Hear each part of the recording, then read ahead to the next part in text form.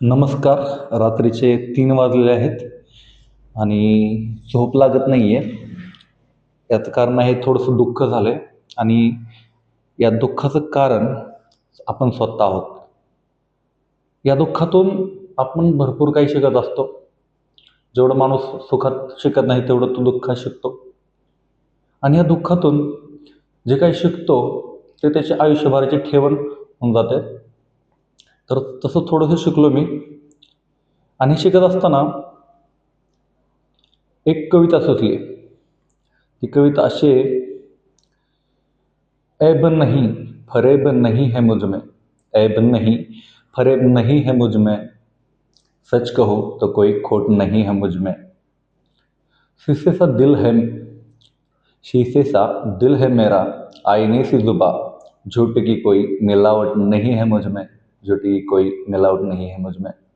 जो भी कहूँ खुली किताब सा हूँ, जो भी हूँ खुली किताब सा हूँ, छुपाने का कोई हुनर नहीं है मुझ में, छुपाने का कोई हुनर नहीं है मुझ में.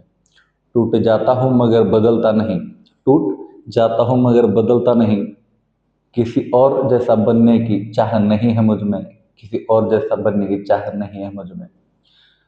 दर्द सह लेता हूँ हंसते हंसते, दर्द सह लेता हूँ हंसते हंसते, शिकवे शिकायत की आदत नहीं है मुझ में, शिकवे शिकायत की आदत नहीं है मुझ में.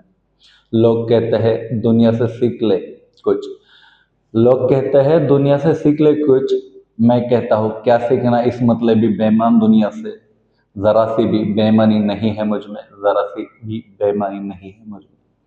दुःखातून सावरताना ह्या गोष्टी ज्या आहेत त्या शिकत असताना आपण भरपूर शिकतो, लिहायला शिकतो आणि दुःखातून एक कवी, एक लेखक, एक गायक जन्माला येतो हे मी ऐकलं होतं आणि कदाचित ते घडत आहे.